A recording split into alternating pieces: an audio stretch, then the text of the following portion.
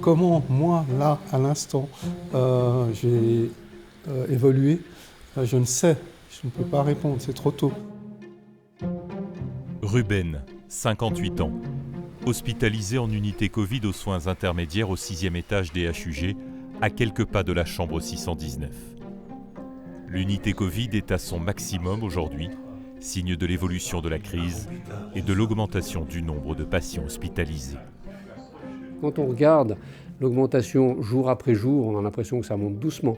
Mais quand on regarde semaine après semaine et qu'on compare les différentes vagues, on atteint déjà le pic de la vague 1 et on est en direction du pic de la vague 2. L'histoire de Ruben ressemble à beaucoup d'autres. Fatigue extrême, toux, maux de tête, Ruben n'a pu éviter l'hospitalisation, les soins intensifs et les soins intermédiaires. J'ai pas compris physiologiquement ce qui se passait chez moi. Au niveau du souffle, au niveau énergétique, on n'a plus rien, plus de réserve. Émotionnellement, intellectuellement, on se pose plein de questions. Et puis on peut de toute façon pas faire autrement. Quand j'ai été pris en charge, donc on m'a posé une sonde qui est une sorte de sonde artérielle pour la pression artérielle. Et à ce moment-là, la chef de clinique, c'est pas elle qui la pose, c'est une collaboratrice. Elle m'a donné presque une consigne. À vous aussi d'être là et de faire le travail d'équipe. Monsieur, c'est à la 607, pas de changement depuis hier. Là, il a fait sa CPAP du matin. Un travail d'équipe qui repose sur un personnel HUG sous tension et de plus en plus touché lui aussi par le virus Omicron.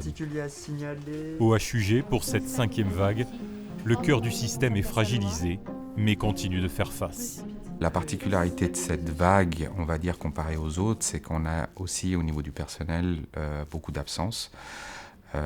Parce que les gens sont malades, parce qu'ils sont en quarantaine, parce qu'ils sont en contact ou parce qu'ils ont des proches autour d'eux qui sont malades, notamment les enfants. C'est la première fois qu'il y a un taux d'absentéisme aussi haut par rapport à des arrêts pour le Covid ou mise en quarantaine, mais plus spécifiquement pour l'isolement du personnel qui est contaminé. C'est vrai qu'on s'adapte de manière continue et c'est un peu ce qui est, on va dire, admirable aussi dans l'institution, c'est qu'on arrive à suivre ça, même si on est tous très fatigués et puis qu'on aimerait bien passer à autre chose, mais voilà, pour l'instant, on est encore là.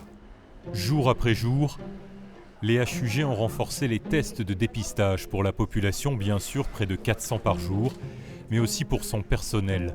200 sont testés chaque 24 heures.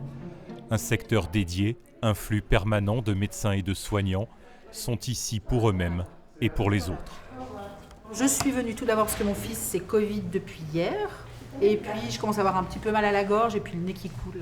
Moi, j'ai covoituré avec une collègue qui s'est avérée positive.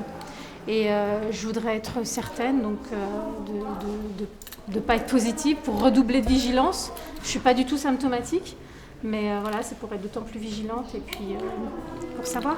Aux urgences, on est fortement conseillé à venir se faire frotter. Deuxièmement, je commence à avoir des symptômes. J'ai mal à la tête, la gorge qui picote un peu et le nez qui commence à couler. J'ai un peu des maux de tête et un petit peu mal à la gorge. Donc je viens faire un test PCR. Le centre de dépistage ici a connu énormément d'évolution. En fait, il a dû s'adapter constamment. Pour info, hier au secteur M, il y a eu 173 patients. Le taux de positivité dans les collaborateurs, il est à peu près d'un tiers. On reste toujours à peu près aux 30% de positivité. Au secteur E', que vous avez fait hier, c'est à peu près stable, entre 350 et 400 tous les jours. En sachant que, évidemment, les gens étant plus symptomatiques, ayant plus de pathologies quand ils viennent, que juste besoin d'un frottis pour avoir une attestation. Il y a plus de consultations médicales aussi. Depuis l'arrivée de la vague Delta et maintenant Omicron, on a vraiment mis un focus sur les gens symptomatiques. C'est un effort qui est nécessaire, ça permet de stopper les chaînes de transmission, d'isoler les gens qui sont positifs. Donc on a vraiment essayé d'augmenter l'offre en fait, pour cette demande-là. Pour Ruben, le quotidien est fragile. L'heure est encore au premier pas hésitant.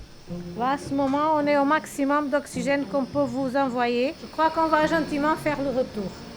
On va quand même essayer d'y aller en marchant parce qu'on est à côté. Peut-être que l'après-midi, on réessaye avec l'autre qui envoie plus d'oxygène.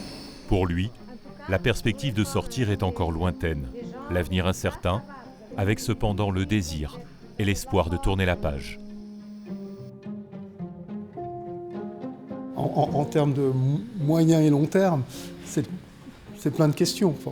Mais je me laisserai guider aussi là-dedans, dans ce domaine. Mais je suis plein d'espoir.